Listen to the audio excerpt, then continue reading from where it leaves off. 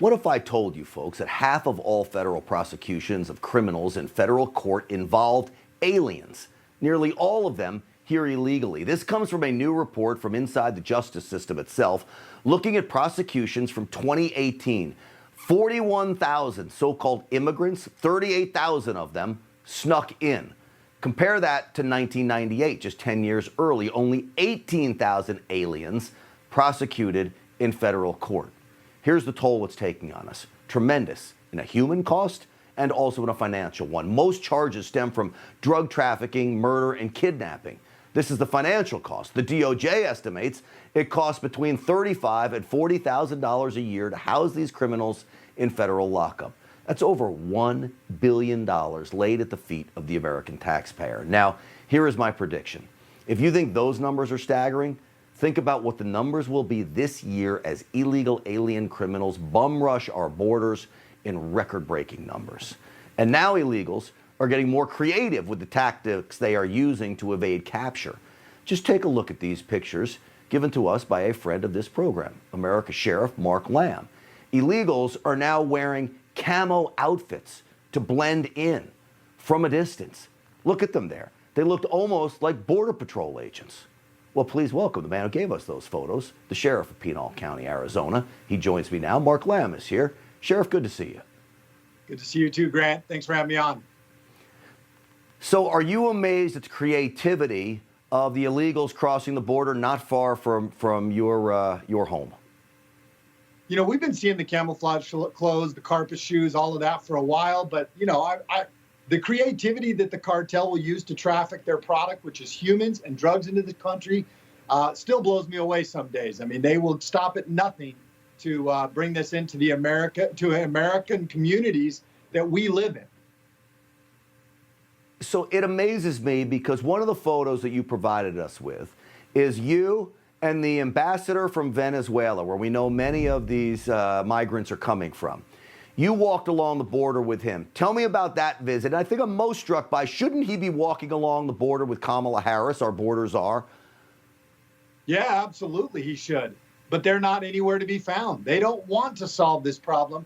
He wanted to come and understand this problem himself. He wanted to be able to pass the message on to the Venezuelan people how dangerous this trek is, that they shouldn't make it, that there are other avenues, legal channels to which they can claim asylum in this country.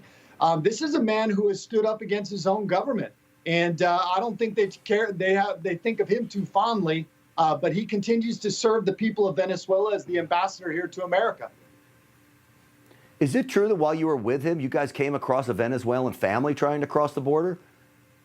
We actually had come across them a few weeks before, maybe a month before. He came here because of how we treated that family. You know, the media would have you portray us as a bunch of animals, that we don't treat these people with respect, which is completely false, like most of the stuff the mainstream media pushes out. The reality is that the men and women who put on this badge, including sheriffs, Border Patrol, CBP, ICE, we treat these people with the utmost respect. We do the best we can, but at the same time, we have to protect our country from this illegal activity, which includes trafficking of drugs.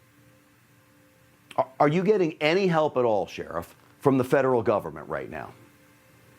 Yeah, I mean, we still get help, but it's not from the Biden administration and the top level people. This is help that has been around for a long time, funding programs that allow us to work in conjunction with the Border Patrol to achieve their mission. That is something that we still do on a daily basis. We work great with the ground level guys. It's what's in Washington, D.C. that's jacking it all up. Let me play a soundbite from one of your deputies talk about what he finds often out there while working the line. Carpet shoes, obviously. They use them to help deter detection in the dirt.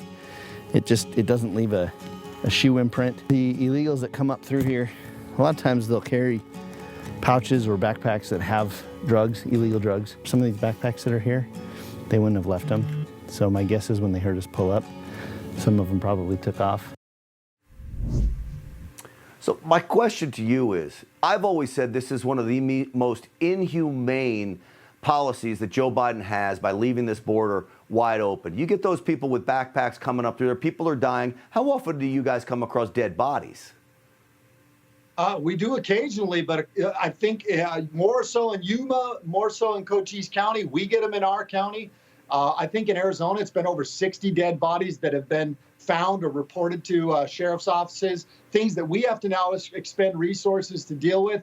In that area, you saw all that trash you saw. I could take you to 100 more spots that look just like that. They have littered our desert with this trash, with camouflage clothes, carpet shoes, jugs, and the remnants of what is highly likely dangerous drugs like methamphetamine and fentanyl coming into America.